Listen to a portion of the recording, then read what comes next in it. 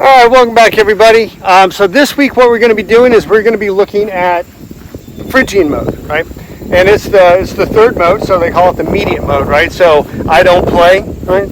Or I don't punch, third. And the third in our scale is the median. So the Phrygian is often called the mediate mode.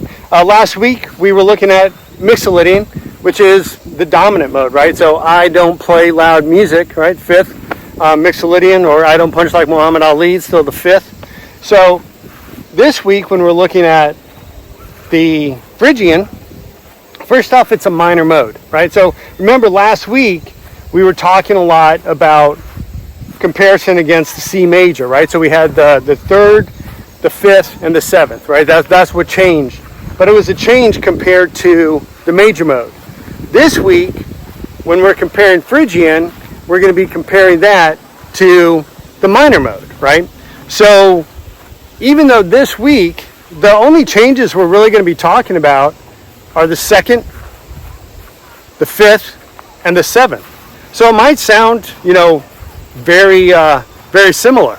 But again, this week, what we're doing is we're comparing a minor mode to the minor, right? In this case, A minor, let's say, right? Because that's what we're going to be doing, is just looking at a Phrygian. Well, as it would turn out, a Phrygian has a flattened second, which gives us a B flat. And that's, a whole lot like what we were talking about last week when we were talking about Mixolydian. We had a, flattened seventh, but it gave us a B flat. And so, when we're looking at that B from the different perspectives of a minor mode and a major mode, well, we start to see a lot of similarities, but the difference is where our chord progressions take place. So, what do I mean by that? As we look at Phrygian this week, we'll notice that it has that flattened second, which gives us a B flat, but as well as just the B flat, it also gives us, it makes the chord a B flat major.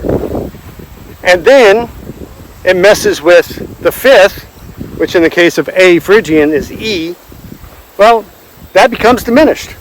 So we move from E minor as the dominant in A minor to an E diminished in A Phrygian.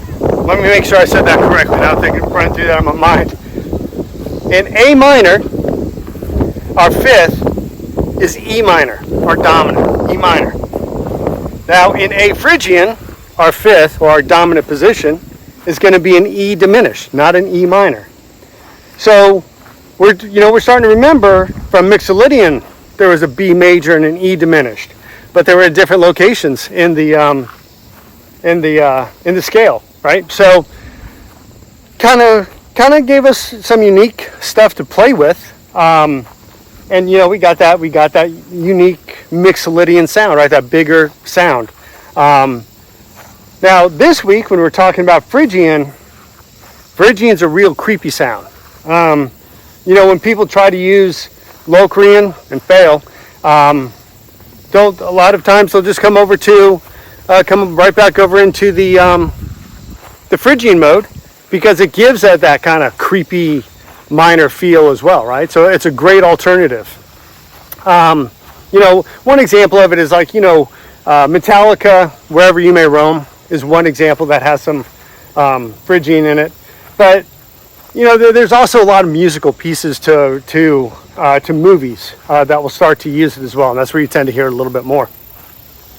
But it's still a really cool mode to play with.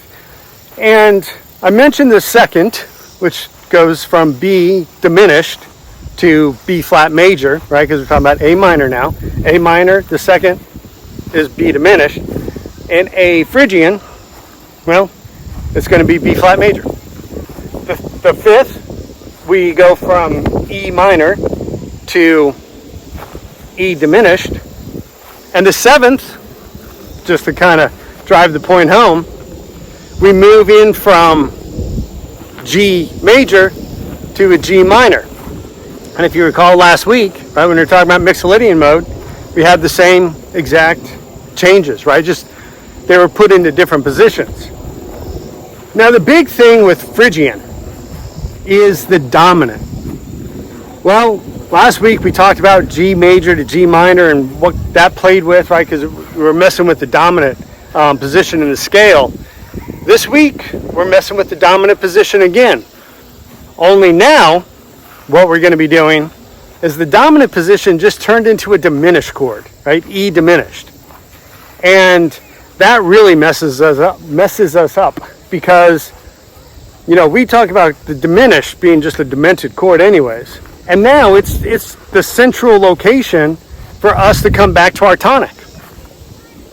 You know, what does that do? Well, it definitely gives us that darker flavor. There's no question about it. So, you know, those are the things that we're going to be playing with. Again, I'll leave the links to the Phrygian videos that we've done already that talk about the construction of the chord with it. Again, it's kind of it's just an uncomfortable, unsettling potential that you can use with it. And it has a lot to do with that diminished dominant position, right? So we'll definitely be listening to that a little bit later this week, obviously when I put that video out. So I wanted to put this video out, again, just to give everybody an opportunity to kind of go review some of the construction of this scale and the mode. Get familiar with it, so as we start playing with the sounds this week, you'll hear it a lot better. So with all that being said, I'm looking forward to this one. Phrygian's a cool one. So this weekend I'll get those out, but in the meantime, let me know if you have any questions down in the comments so I can address them as I'm putting the video together, and it should be a good one. So until then, take care everybody.